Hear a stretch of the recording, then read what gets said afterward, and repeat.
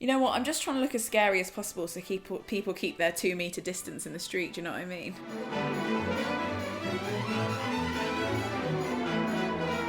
Today we're doing an unprecedented video, but isn't it unprecedented times? And it doesn't that call for an unprecedented makeup look? So those of you who have been on my channel for a while know that I've talked about autonomy and body quite a lot before. Although in recent times I haven't really, and that's because I've been having a quite good relationship with my body. It's been a lot better. However, it's surprise quarantine section, and I know that for a lot of people, and potentially me, it's gonna change our relationships with our bodies. And we're gonna feel guilty about that, and we're gonna question why we care and scold ourselves for it not being the most important thing on the world's agenda right now. And I thought, if we are gonna do that, at least let's do it together. If you're also familiar with the history of my channel, you'll see that in times of chaos, my channel randomly becomes a beauty channel. Don't question it, just go with it. So Charles Gibson was this guy, right? And he drew in the late 1800s this girl, this woman, this type of woman that became like a quintessential thing for women to aspire to. And it was revolutionary because this character, the Gibson Girl he created, had dominant relationships with men. She stuck up for herself, she was witty, she didn't adhere to being pushed around in the same way that a lot of other depictions of women did. However, invented by a man, and that will be further explained by the fact that she has this huge, pretty unattainable S-shaped figure to her body, tiny in the middle, huge breasts, huge bum. Who does that remind you of, I wonder? One of the biggest features, apart from their hair, of being a Gibson girl, or looking like a Gibson girl, was a very tight, restrained corset. And it struck me that we as women might be going through a similar kind of pressure today. So today I want to become a Gibson girl minus corset and talk about weight gain and self-isolation. Let's begin, I guess. I did think about lighting this video correctly. I also thought about filming it in a non-echoey room. I also thought about waiting till my spot had gone. I also thought about shaving my chin.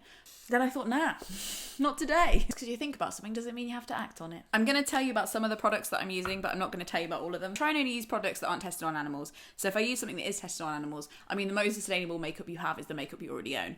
But if I do, I'm not going to tell you what it is. This is the Your Skin But Better CC full coverage cream. It's SPF 50, and it's kind of like a correcting kind of like BB cream is what I use instead of foundation because I'm kind of sick of foundation at this point. And had to make sure it was factor 50 for my Boris sanctioned walk of the day. So one of the aspects of being a Gibson girl is having really pale skin. There's a colonial issue for you in itself. I'm pretty translucent anyway, so I'm just putting on something very just my skin colour, working that into my spots so it very thoroughly clogs my pores. Goody. So I wrote this poem for the zine that I released, and it was one that, like, I've had the most comments and messages about this one poem in the zine collection that I released called Doom Rolling Glitter, and it was this poem called 2.0. Let me get it up for you, actually. So it was actually for my grandmother, who is also called Kathleen Normington, which is my whole name. I was named after her and she died before I was born. And it goes, "We have never met, but I have your name first and last, your round features, your metabolism. I wish I could show you all the ways I get to be a person now, that this Kathleen gets hopes and dreams and a chance to own herself, that we get a voice in the next round, that the world gets kinder when the second edition comes out." So I wrote that poem because I always wondered what she'd think of me, I guess, and how she would make of my life, because my life must look really different to how her life looked. It also says they used pearl powders to make their skin glow, so I'm going to try that. I don't know if this is the same thing. Don't hunt me down. I am not a historian, but I'm using the Mary Lou Manizer highlighting powder that Sana bought me in maybe 2004. Clean your makeup, kids. I'm just going to put a tiny bit of this on because I know it's probably not historically accurate, but look, bitch is living through a global pandemic, let her wear some highlighter. And it made me think about this radical act of kind of, as our ancestors can't live our much more free experience, and I think, you know, you may join me in realising how in this very privileged level of confinement of quarantine, where I can still access water and heating and internet and order stuff online and get takeout, those small limitations on my life and how free my life was pre-pandemic, and also just free in general, how free it was compared to every other generation of woman that's come before me. I also read that they used grey-brown on their eyelids and eyelashes, which is apparently made from burnt matchsticks, but I don't know if an apocalypse is coming. I'm not wasting my matches. Instead, I'm going in with Urban Decay Naked Palette. Matte edition. Yeah, so I think it's easy to say in a global pandemic, like, look, don't think about your looks. Looks don't matter. And they'd be right. I'm using Hot Spell, which is like what the Earth is about to experience in this age of global warming. Stop talking about climate change, Lena. You're such a buzzkill. But I think by extension, by saying, oh, don't, those things don't matter. It doesn't matter how you look. We're in the middle of a disaster. Is by extension implying that looks don't have any effect. And we know that they do. And it might not be right, but it's good to acknowledge, and it's good to at least talk about and fight or do whatever you want to do. We're living through a time where the personal and the political couldn't be closer together. But whatever age we're living through, we use beauty and we use clothes to have an effect. An effect.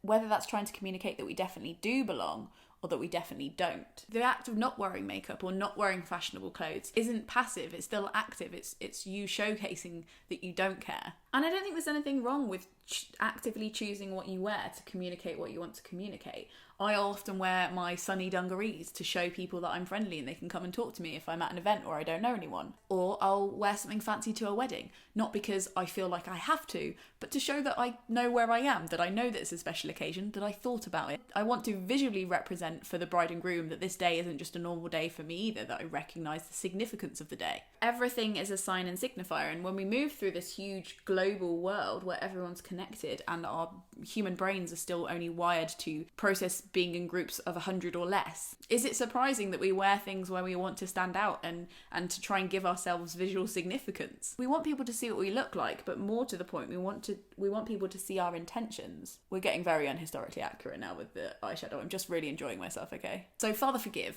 I'm already wearing mascara. It's because I am vain and I had some Zoom calls this morning. However, I've been trying out this historical makeup Besame mascara cake because I realised one of my biggest plastic consumptions when it comes to makeup is mascara, because I get a new one every 3 or 4 months and that's such a waste. So I wanted to try out this cake mascara, and I was actually filming a video to try it outside in loads of different temperatures and loads of different situations like parties, and I was going to make you a whole video on that.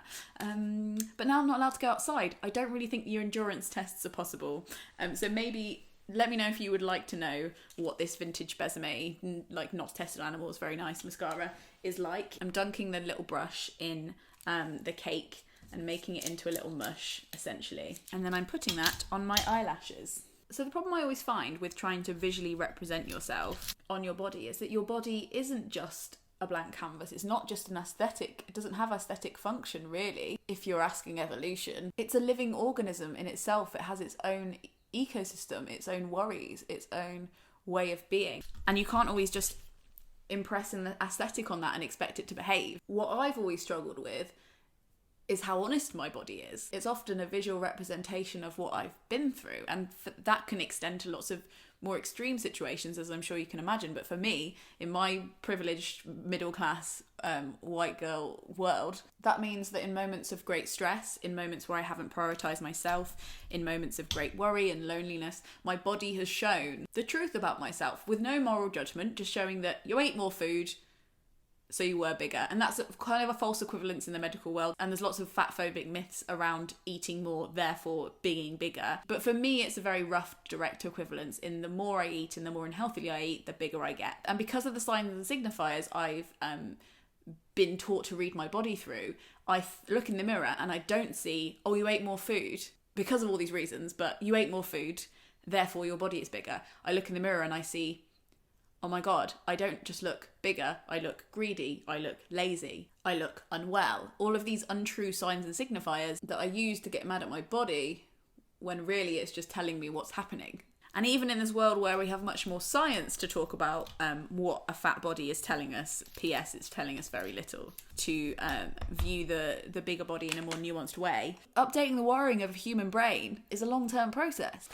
A way I'm getting rid of plastic in my makeup routine is I've started using this thing I had ages ago, which is a very, very thin makeup brush. This is a MAC 210. Boo hiss to Mac. I'm pretty sure at the moment they still test on animals, so I'm just using this up and then I'll definitely find something else, unless they sort their act out. But I've been using this because I've realised I'm wasting loads of plastic and buying loads of shit for eyeliner and eyebrow product that I don't need to do.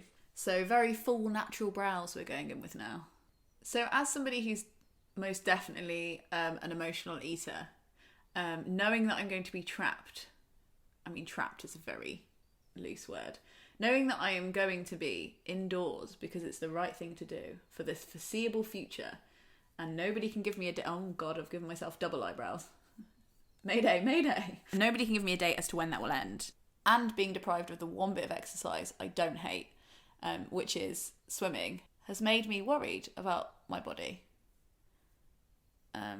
Perhaps disproportionately, perhaps unnecessarily. But I imagine that some of you are feeling the same way. The lockdown means I also can't really get hold of the same foods I was used to eating. I was also, slowly trying to transition to a vegetarian vegan diet. And while the vegetarian thing seems quite easy, the vegan thing and finding the right ingredients and not necessarily going to the shops or walking too far away from my house to get stuff that is vegan is a project. It feels like a little bit of a conflict to me. Unhistorically accurate tear duct highlight. We're evolving the Gibson Girl. Oh my God, this is the bit I'm excited about. So apparently originally they used lip stain and they used to just pinch their cheeks. I get quite red cheeks anyway, just because I'm very embarrassed by my existence on this planet. I am going to be using, this is another Besame product. It's a vintage formulated kind of cream blush and cheek stain in crimson. Lips were not defined, they were just kind of like stained and reddened. So we're going to do that. I'm really trying to represent the PCOS girls right here and not hate myself for having not shaved. But if you see chin hairs, work with me here. It's quarantine. I'm trying to save my razors. I really don't need blush, but let's do it anyway. Because it'll be fun. Will it be fun? That's not fun. This just turned into Marie Antoinette. Lovely ladies, find where they fight, waiting for the customers who only come at night. We're moving on to hair now. This is the project. You might have also thought, Lena, surely you'll need a brush for this look. And I'd agree. Look kids, this is a pandemic, nothing was planned. I'm at my friend Amy's house, cat sitting, and I didn't bring a hairbrush because that's the kind of life that I live. Something I've been really into while this pandemic has been going on is watching vintage girls on YouTube. Oh my God. I just, for some reason, watching girls try and sew Georgian outfits at home with their sewing machines, drinking gin, is now my ASMR. Is this how people feel about meditation? Because it makes me feel weirdly calm. So this is second day washed hair, a quarantine grease special. I washed it yesterday. Maybe it was the day before yesterday. Who can say? So basically, I found this tutorial and I made this out of some old tights and some stuffing from a cushion because I remembered that I'm an adult and I own my own cushions. If I want to destroy them, I will.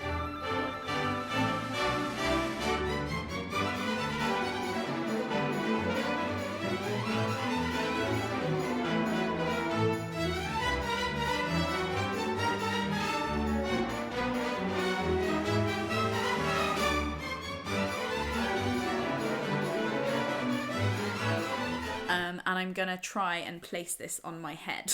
I'm gonna use my eyebrow brush instead of a comb. But very roughly, I'm going to take out some front bits of hair. And then I'm gonna clip this like so. This is a combination of intuition and watching loads of tutorials that contradict each other. So I thought, why don't I just combine them all without any prep or experience? And I'm going to place that on there. How do I look? Excellent. Dare me to go on house party right now. I'm just going to pin this in place. Hopefully it's tight so I can puncture it a little bit, maybe? No? Okay. Use thinner tights. Push the hair grips through the tights. Would not recommend 18 denier for this. Oh, this is not where I thought I'd be 3 weeks ago. She says every morning. Fuck you. Boot zone, Kirby grip shit. So now I've attached 4 clips to the bun. Okay, now that's vaguely positioned. Now we're going to bring all the hair round into the middle of the head and hope for the best. When you believe in dreams. I know that somewhere there's a key and time won't wait for me. You know what? I'm just trying to look as scary as possible so people keep their 2-meter distance in the street. Do you know what I mean? So I'm going to do a tiny little ponytail on the top of my head. Right. No, it's going to be a bun, actually. I'm doing this all by feel because I barely have a mirror. If I had hairspray, I would secure this, but bitch is in lockdown. I'm taking these front sections and I'm going to curl them, and I'll explain why in a minute. I think society encourages us to try and look how we would like our lives to be, not what they really are, which is records of history, what we've been through, who we were, who we currently are. And you can't change the body before changing your actual life. That's what I've learned. I've been able to reduce my stress and anxiety and my unhappiness, and that has led to me stopping binge eating, but that was only through me changing the circumstances of my life, and that's not possible for everybody. Whatever might be stressing you out isn't something that you can exit for whatever economical, family, psychological reason. You can't always, and I think that's one of the many reasons we should fucking leave people of different sizes alone. And it's often not a representation of how people feel about their lives now. You can't look at somebody who has a different size to you, like a person in a big body or a person in a small body. You can't look at them and decide whether they're happy with their life currently. It's often a record of what's happened to them before, what trauma they've been through, what food they've had access to, what they've prioritised in their lives. Because it's also not important that people have to prioritise their bodies all the time. You know, make sure it doesn't run you into the ground. Make sure you can still live in it. But concentrating on the aesthetic of your body isn't everybody's priority, do you know what I mean? And once your circumstances change, it's often both a medical and existential conundrum as to whether you want to change your body back to how it looked before whatever happened to you, or whatever your circumstances were different. Like, why would that have to be a priority? You can heal on the inside. You don't always have to heal aesthetically as well. You don't always have to have a glow up after your physical appearance changes, you know? Do I like the dodgy smudge tattoo I got when I was 19 in Reno, Nevada by a dodgy tattoo artist that's now a very cliche symbol? Not really. If I was offered laser surgery, would I want it to be taken off my body? No, not at all. So how does this relate to quarantine, I hear you ask? Actually, do you know what? You can ask that, but I'll only answer after I've sorted this very hard mathematical equation I've put in front of myself in the form of human hair. Okay, what the fuck am I going to do now?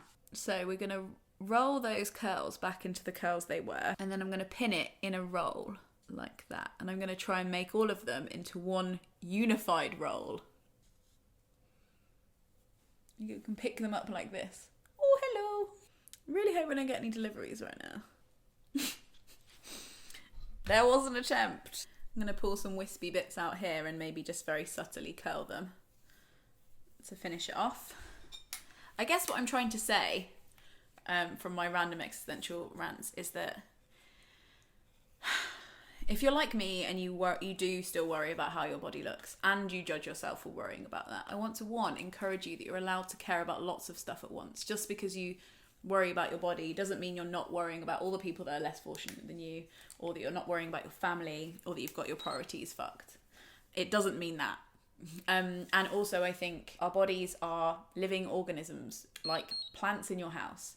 You can get angry at plants in your house if they wilt because there's not enough sunlight. We as delicate, mushy humans need to get ready to experience whatever we're about to experience in the best way possible, and to try and make that experience a positive one for ourselves and come out with great mental health. I want our mental health to be on point when we get out of this. I want a glow up for the mental health. And when the restrictions are lifted and you're allowed to live your life as you previously were, your body is going to look like you were in quarantine for 3 months, whatever that looks like for you. It's not going to look like you weren't, and being angry at it isn't productive. And for all the sake of the women we sometimes enjoy dressing up as, our ancestors who didn't have as many opportunities and weren't as free as us. The idea of a Gibson Girl and whether she ever existed, or the women who felt pressure to be Gibson Girls. It's time to be the version of yourself that's free from that. This sounds very lofty, but I guess today messing around with this look is me in some lofty, ridiculous way trying to honour the women of the 18th century by embodying them, by looking like them a little bit, but freeing myself of the corset, the part of the construct that doesn't suit me, that isn't me. As a radical gift and a radical act for them, there's a part of me that just wants to accept the fact that an S-shaped body is not going to be compatible with a global pandemic, and let the world enjoy what that looks like. Enough of the serious talk. Should we put an outfit on?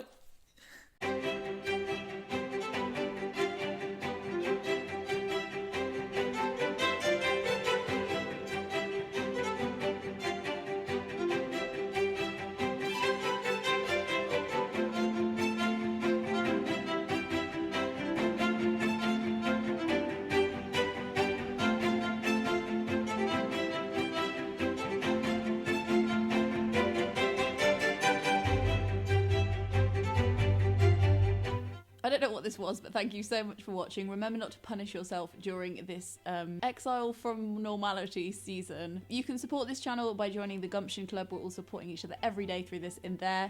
And if you want, leave me a comment telling me your thoughts on anything in this video, or tell me about something you weren't expecting to do right now, but because of the pandemic you are. Strange times call for strange measures. Godspeed to you wherever you are in the world. And I'll see you on my next one. Frog Snug out.